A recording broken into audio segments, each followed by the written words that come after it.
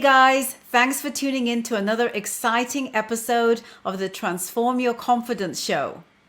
Do you struggle with being able to tell people your story with ease and confidence? Perhaps you freeze up in crowds or on stage. Or maybe you're inherently a very shy person who is now in a position of leadership and need to learn how to inspire your team. If any of these sound familiar to you, then this two-part series is for you. In this second week of April, where our theme is media and communications, this week's series is entitled Tips from a Celebrity Host on how to connect authentically with virtual audiences. My guest is one of Canada's best-loved media entertainment personalities, Sangita Patel, and here's what we cover in part one.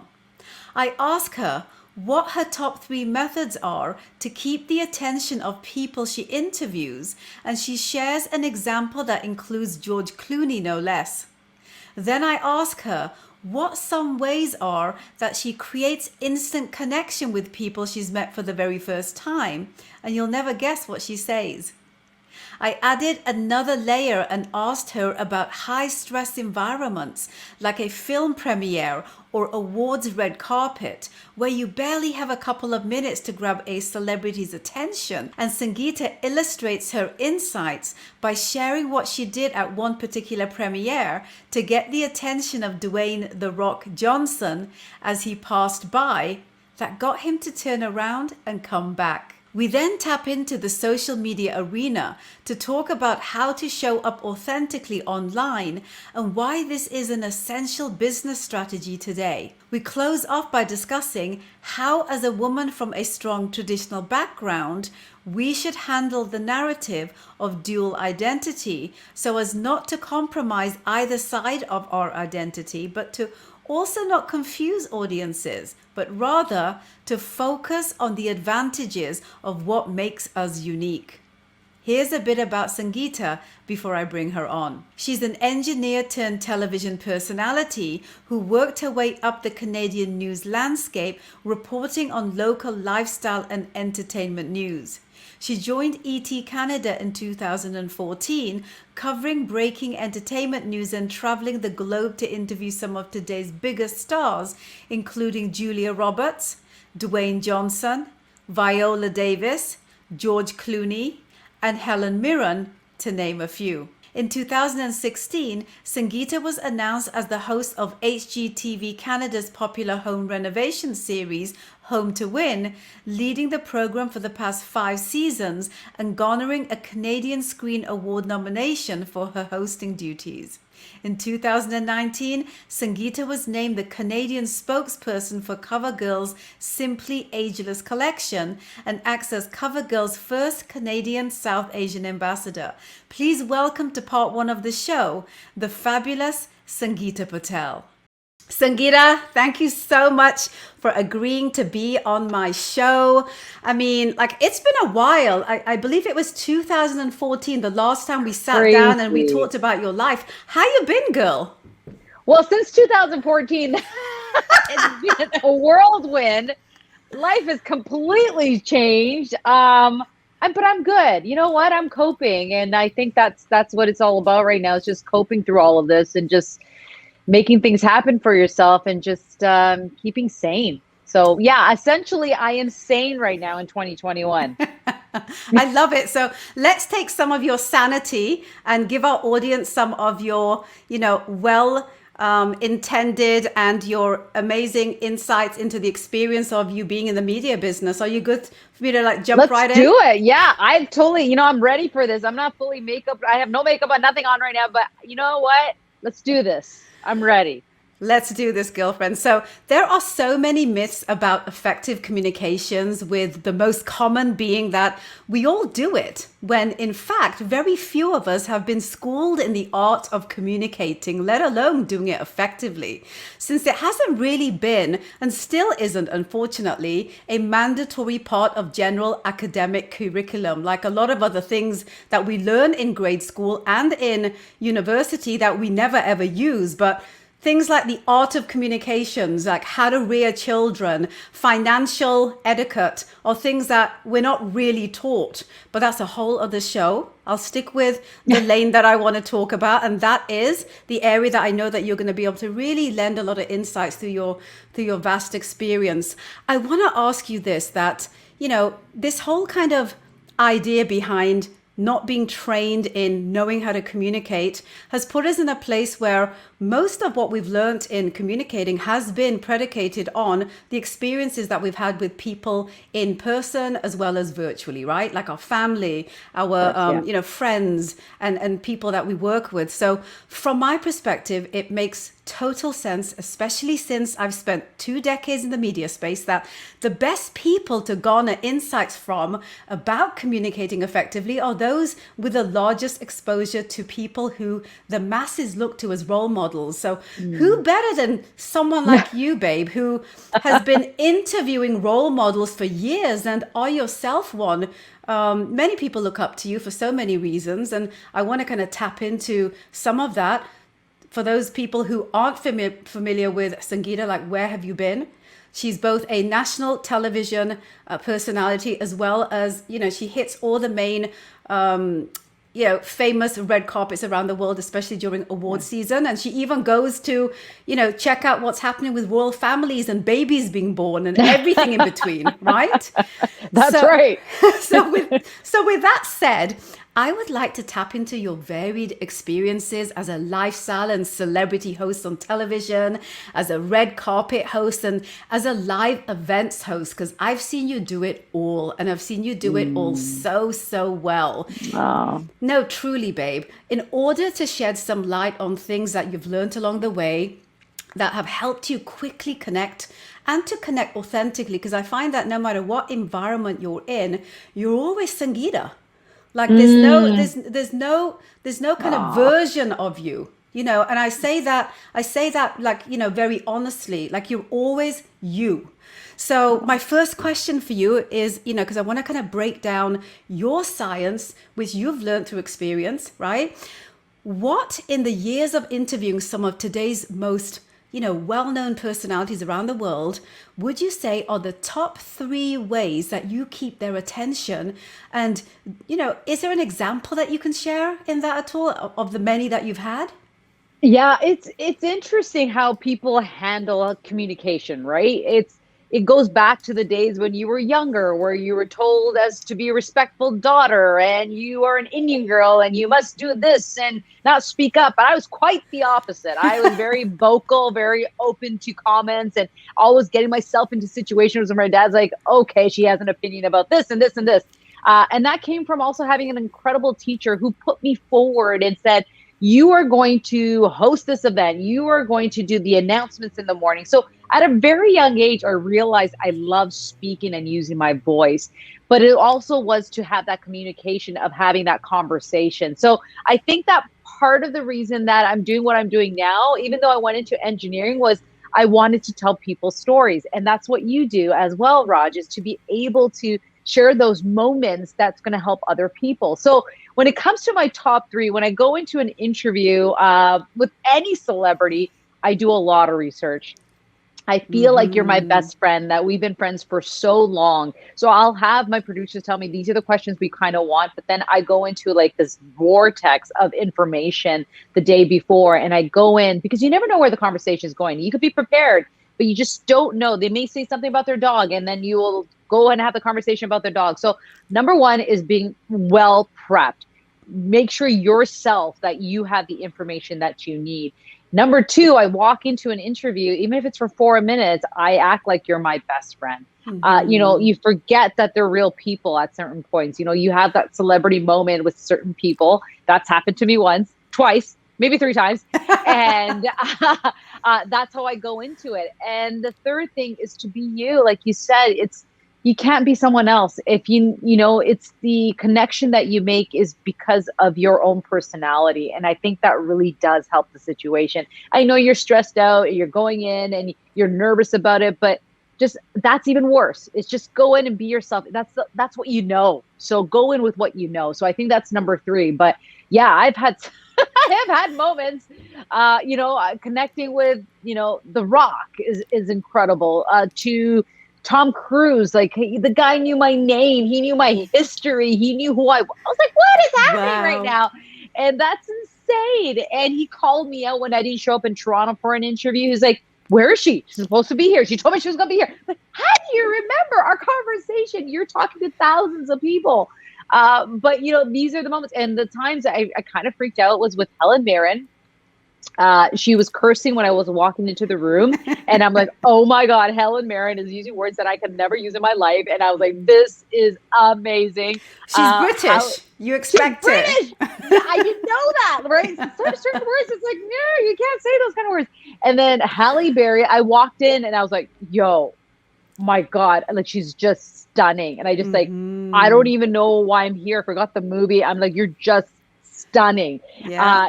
Like these little moments do happen. But I think the most important thing to learn is to know that you can be yourself and make that connection. And that's really important. Don't try to be someone else. Right. It's just so powerful when you say that. And, a lot of people Yeah. hear this and they say to themselves, yeah, okay, I get that. But when you're in that moment and you meet someone that's larger than life, and you've got cameras and their management and all this noise going on, and they kind of sort of don't want to be there because they've got other things they're thinking about, you got to kind of bring the you factor, Yeah. right? So Yeah. how do you do that? Like if you're faced with a situation where you're meeting someone for the first time, and we all have opinions about celebrities, right? And Yeah. and they're always larger than life, and we always feel that, oh my God, they're probably amazing in real life, and it's not always the case because they're dealing with a Right. lot of moving parts, right? Yeah. So what are some ways that you create instant connection in those kinds of circumstances? Is there something that comes to mind that you can share? So one of the things I do when I do junkets, or if I walk into a room and there's cameras, there's, everything from the entourage to makeup, all of it. The first thing I do is I walk in and say hi to everybody. I say hello to everybody. Even before I get to the celebrity or the star, the actor, I say hi to the camera guy and I say hi to, everyone that's in, I acknowledge them. And I think that kind of sets the tone of who I am, like who I want to be with you at that moment. I've been, knock on wood, but I've had some incredible moments where I just walk into the room.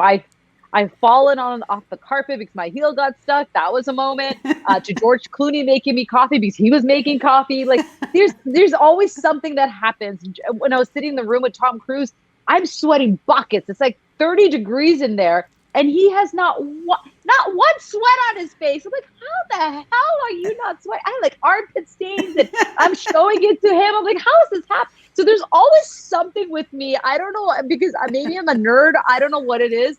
But there's always some incident that happens. And I think that kind of makes you reflect, I'm just human. I make mistakes like everybody else, but it's just being who you are. And so, some of them, you just really do connect with them. And there's times where you won't. You will walk into the room, the person's stressed out, and you feel it. You say, this person really is not in the mood right now. So you respect that. And you do your job, they do their job, and you get what you have to get. And it's not always the moment that you want, but you did your job, and that's going to happen for sure. I remember this one actress.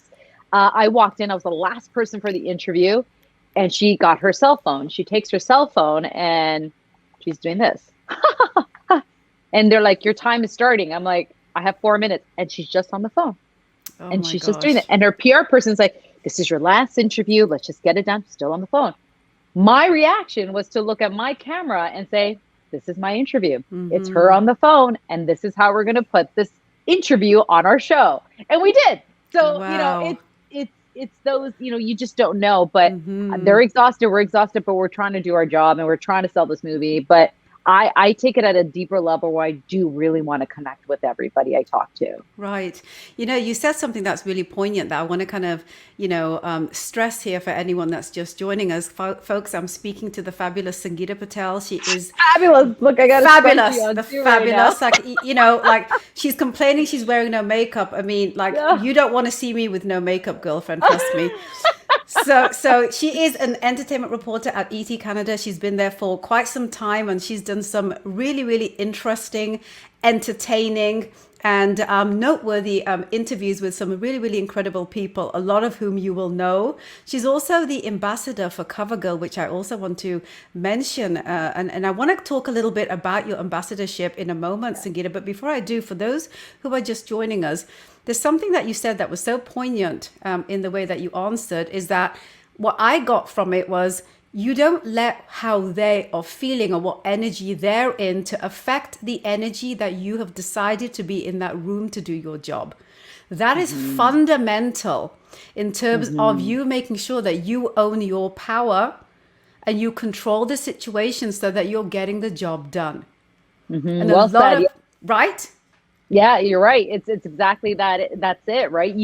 They could be down and out, but you bring that energy, and their energy will change. You know, I'm a big believer in smiling. I believe if you smile at a stranger, that it will change their attitude. And I used to use the hashtag smile all the time. There is something about an energy, about smiling or just bring that comfort to people that will change their ways. And I really do believe in energy. So if you bring that positive energy, your interview is going to be great as well, because they're kind of enjoying what you're bringing, right? So you have to do that. Absolutely. So let me ask you this question then, Sangeeta. Let's throw you in the deep end. You're in a high stress environment like a red carpet. There are, specific tips that I know that you can share with people based on all the different carpets that you've been on and making sure that you get your moment, right? Because not always do you get that moment. So how do you make that moment happen? Like, how are you getting the attention of this person that is kind of, being whisked almost by you? Let's talk a little bit about that. And the reason why this is important, a lot of people get intimidated Yes. by being kind of a bit more assertive with their communications. Talk a little bit about maybe something that comes to mind there. Oh man, this takes me back to my city TV days. But you got to be aggressive on the red carpet. Remember, there's over 100 reporters are there. There's international reporters. There's so many people trying to get attention of these big stars. So what are you going to yell? Are you going to yell, "Come over here"? No, that's not what you're going to yell. You're going to find that little information that they're going to turn around and go, "Yo, I'm going to go talk to that person." Good example was when I first met The Rock, and we tweeted each other, he's such an inspiration to me. We tweeted each other back. And instead of saying Dwayne or Rock or whatever, it was push-ups. He turned around, he goes, "You're not ready for me." And he came over to talk to me because I yelled out push-ups. So you got to find that little thing that's going to nudge them and get their attention. And that's how I try to get my moments. And sometimes it's really difficult, but sometimes it really works. So don't yell out, hey, you look beautiful. It's more of like, whatever they did that day, but find that moment. That's so interesting because, as someone that doesn't come from a traditional communications journalism background, I mean, you've already mentioned that you came from an engineering background, and, prior to that, you were a lot more kind of boisterous, and you were given the opportunity to be that way, both in the family and also with the support you were getting in the, in the academic arena. Do you feel all of that is what kind of helped you to not feel intimidated by all these people that came with these journalistic degrees and all this academia? Like, because you've found a place where you stand out. Like you've kind of figured out who you are in that massive sea of millions of very, very highly educated journalists. Like I feel like you never were intimidated by that, at least not from my experience with you. Talk to us a little bit about that. It's a really good question, and I think it was partly I was oblivious to this industry, and I came in the game later. I didn't have to build myself on this ladder to get to this point. And I think that was partly because I was an engineer, and I said, if this doesn't work out, if my passion, my obsession does not work out, I always have a job going back to engineering. And I think that's really what it is the foundation. I didn't have to worry about my parents giving me money or anybody else. I could live off myself. And I said, I'm going to take a chance and see what happens. And here I am, right? So it is establishing my foundation that gave me the confidence to go into this game. As I got older and I got to know this industry more, I was blindsided. There were things that I did not know because I didn't start from the beginning. I didn't know some of the behind the scenes or how harsh this, I'll be honest, how harsh this industry really is. And and how competitive it really is. So Especially with the those are personalities. exactly, it's Yeah. all of it. And I did not, and I am still very oblivious to it, because I thought, people are supporting each other. People are, saying, yay, there's a journey for everybody. If you can do it, I can do it. Like, that's how I see it, but it's not that way, unfortunately. But those are the lessons I've been learning. But I think it was the concept that I had the foundation, and I was like, hey, if it doesn't happen, I could always fall back on something else. Absolutely. And it's really interesting that you're sharing that because, a lot of people have a real hard time with people who have a problem with them being in their space, right? I mean, this is Mm. something, it doesn't matter what career you're in, doesn't matter kind of what, space of life you're in. We've all kind of come across these situations. Again, this comes back to how do we communicate our way out of this situation so we're not compromising who we are, but we're also Hmm. making a stand for who we are. Is there Yeah, any, do you have yeah. any insights or any thoughts that you want to comment on that? And Raj, and I think that's part of it. When you and I talked years ago, and now when we look at life now, social media has a way of speaking for you, which sucks, because you are judged on, those moments that you put out there, or this person's not following or you, or this person is not commenting. So there must be something wrong, or you start creating stories in your head, which are not true. And Right. that's how we're starting to live life, is like, when was the last time you talked to this person? When was the last time you actually picked up the phone and say, hey, hello, how are you? And actually say, this is what I was thinking. It doesn't happen anymore. Yeah. Everyone is judging you on what you put out there on your platform, which is not the way to communicate. I've started calling people more. I started texting people more. That's something I've totally changed during COVID, is actually calling people. And I'll say sometimes, like, I'm not calling, there's no problems or anything. I'm just calling to say hi and say, how are you? I love And they're just, that. yeah, and sometimes they're like, really? I'm like, yeah, how are you doing? We haven't talked for so long. How's everything going?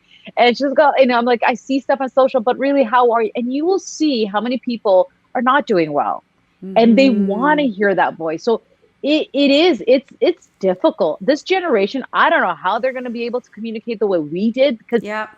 everything you do out there is putting a story out there, and it's not always the truth, right? So how do you make yourself an actual truth to people out there? And do you care? That's the other question. Do you care about what other people think, right? And we live in a society, in an industry where we do, and I have to learn how to let that go. So that's Right. my lesson in life right now, is to being oblivious and learning late in the game, is now understanding to hold back and still be true to myself. And that's a challenge. So, I mean, you're also a mom. You're a mom to teenagers, right? Yeah. So you're talking about a generation with experience on them. How do they deal with it? Is it as big a deal for them as it is for you? Because I can tell you from my experience, I'm a Gen Xer, right? So, I'm a legacy human. I'm pre, the online world. And my Yeah. son has only known the online world. And for him, he doesn't have the drama narrative that I have around the transition between the two. And how do I make them gel together? So I'm curious to Yeah. know, like, how is that with your kids? Do they have drama around it based on kind of your narrative, the one that we just finished talking about? Or Yeah. is it like my son, where it's like it's just not a big deal? Or is it different because they're girls and he's a boy? Talk to me. Yeah. I don't know. Do you think it's not a big deal because he doesn't really have to put himself out there? He can Right? Like, hide. He can he can hide. hide. And I think that's the thing with this generation, is whatever they put out there. Like, people are creating social media pages for their babies, so they have the name, so they can go to university, and so they can establish themselves. It's mind blowing that you don't actually, it's like your whole life is a resume, and that's Oh what my God. you're right, and that's what you're going to be based on, rather than who you really are. And I think that's what it is with this generation, is, they're careful of what they put on social media, but they don't think there's any repercussion to it as a person. And I don't think they Right. can make that connection, right? My daughter's never come to me and said, what does Shelly think of me? I don't know, she didn't like my like, she's never said that to me. And I think they just don't have that connection like we do, right? Where we had that connection. And so it's a learning curve. I am blessed, knock on wood. My two girls are, they have good, they have a good mindset. They understand themselves and they're growing, but it's a difficult situation to learn that they're a whole new generation that's never existed before. This generation is speaking up in ways on social media like we've Yes. never seen before. They're not afraid to write down what they're feeling. So I don't know. It's so interesting that you're, picking up on that, because I know that when I first started Anoki all those years ago, and I got kind of blasted by mostly from my community than I did by people outside of my community, because they felt that we're not allowed to talk about life. Like we're not allowed to talk about, beauty and fashion and how women feel, and, being confused about identity because, inside the home and outside the home were different than, the world we live in today, and all of that narrative. And there you look at, a lot of the people that have come out of this generation you're talking about, who have become massive stars for doing just that, for being extremely unapologetic. And I still, after my years of, being, one of the first people to kind of go in that direction, still hold myself back. I still say, oh my God, I can't go there. So what you're saying there is so important that, I think the most important part of what you're saying is the fact that this generation don't feel like they need to apologize for who they are if they don't fit into the box that they are expected to fit into. That wasn't you and me. No, it wasn't. It wasn't. And that's not how we were raised, right? Yeah. We had to be very respectful of our family name, of how we show the family when we go forward into the world. But like you said, you, Raj, were one of the originals who changed the way our community actually communicated and put things out there. And I felt the same way when I did certain things, where I remember posting a picture of myself in a swimsuit. I'm out on a beach. I'm on the beach. And the response to that was insane. And I was like, I'm on a beach. I'm a Canadian. I was born a certain way. Like, it doesn't matter to me. It was a big deal. What was it, like about 5 years ago or something? Yeah, 5 years. I remember that. You remember that. Even in this industry, people didn't post pictures of them in swimsuits. And I'm like, but I'm playing volleyball. I don't understand. And so there was such a reaction to it. Yeah. But I felt like, you know what? I'm one of the originals. Now people are putting up pictures of their swimsuits and being free and showing off their bodies and their photos. I'm like, you know what? I'm okay with this.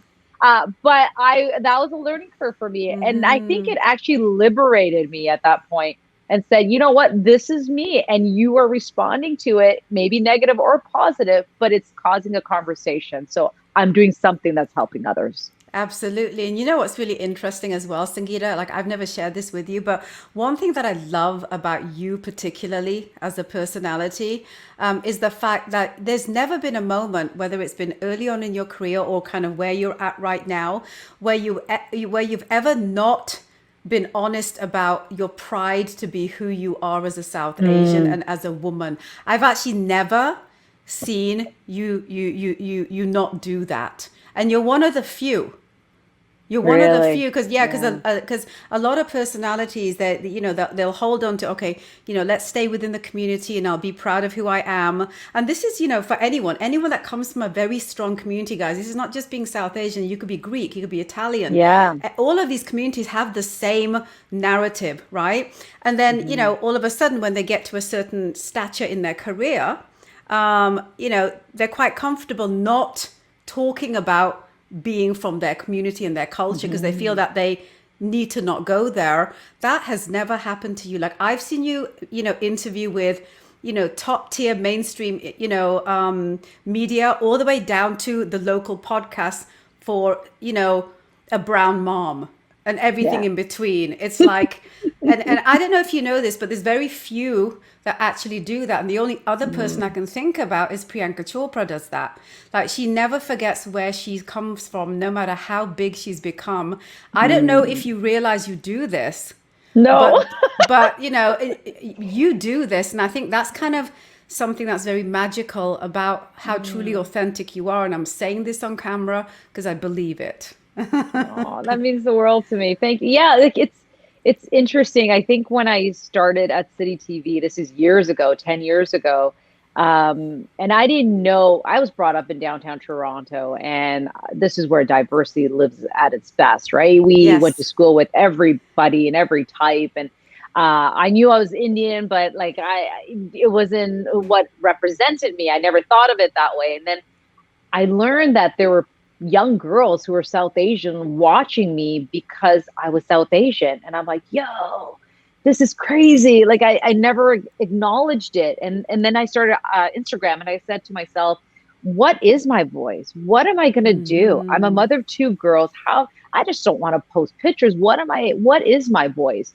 And that's where Mm-hmm. everything changed for me, Raj, was asking that question to myself. And I said, what do I want to show to young women or women in general who are South Asian?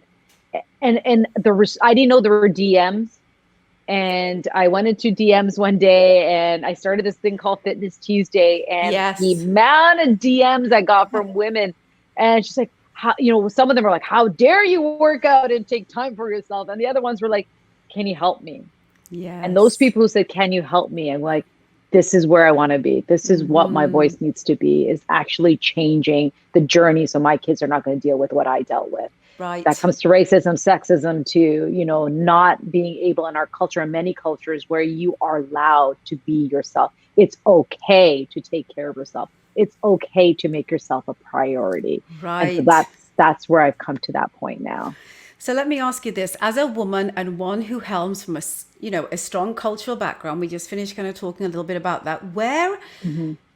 Where you have to balance kind of the seesaw between cultures, right? So on one side you got the South Asians, on the other side the mainstream, right? Hmm. How do you handle the narrative of who Hmm. you are, where you are presenting both sides of your identity without compromising each of them? Hmm. Like, something many people are challenged with because we feel, in certain situations we have to be a certain way and other situations. And, folks, you've already heard this conversation that I've been having with Sangita so far, is that Hmm. Sangita just is Sangita.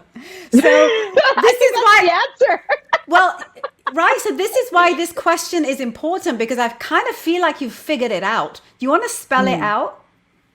Yeah, I think you said it. I think when you come to that discovery of what your voice is, I think that's when it helps you. I mean, certain things I will sit back and, there's the whole Indian protest to Black Lives Matter to stop Asian hate.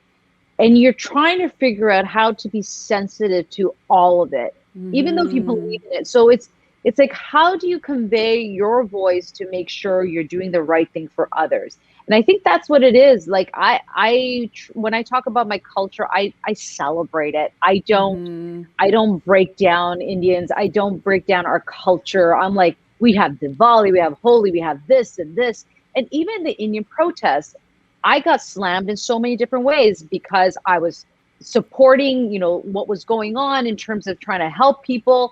And I think that's what people forgot, was the fact that I just don't want people to get hurt, period. It doesn't matter who you are. I don't care the government. I don't care it's at the end of the day, people are dying, and that's what this needs a voice. So I think that's what it is. It's just, you have to be careful of, you know, what's the right way to say this? I don't want to, the right way to say it, I guess, is to help others, right? At the end of the day, use your voice to help others. I think that's what it is. You may have opinion, and sure, you have an opinion, but how are you going to use that opinion to help others? So that, I think that's what it is for me, is like, yeah, I may not believe in something, but is that really going to help anybody else? Probably not. So why do it? Thank you so much for staying till the end, guys. I really hope you enjoyed the show and will action the many insights that were shared. There are so many myths about effective communications, with the most common being that we all do it, when in fact, very few of us have been schooled in the art of communicating, let alone doing it effectively, because this is another life skill that traditional academic curriculum doesn't include. So we are left picking up how to do it through watching, listening, and understanding how people around us do it, and hope we hit the mark. As a 2-decade-long media personality myself, who has interviewed and worked with some of the biggest celebrity and corporate names, I knew that in order to tackle the idea of communicating effectively, I needed to bring on a personality who has been exposed to big personalities and large audiences to garner experiential insights. So I decided to invite my friend Sangita Patel to talk to us and walk us through some of her varied experiences. My hope is that this episode, at the very minimum, will help you open your mind to think about your own relationship with communicating effectively and whether you feel that what was shared could help you step up your own game to ensure that what you intend to accomplish is in fact what happens through your communications repertoire. I hope that you found this episode to be valuable, and if you did, I'm so glad. I ask that you please subscribe to this podcast on your Apple, Android, and Spotify platforms. Search the Transform Your Confidence Show, on our YouTube channel at the Open Chess Confidence Academy. And if you're an avid reader like I am, we've also transcribed every podcast into a blog, which you can access at the openchessconfidenceacademy.com/media/our-media. And please hop over to our private Facebook group at Transform Your Confidence, where there are networking opportunities as well as knowledge and resources about mindset, media, communications, branding, marketing, leadership, and advocacy for busy executives and entrepreneurs like you who are seeking to elevate the quality of their life. You know you got to be there. As always, thanks for tuning in, guys, and until next episode, take care of yourself.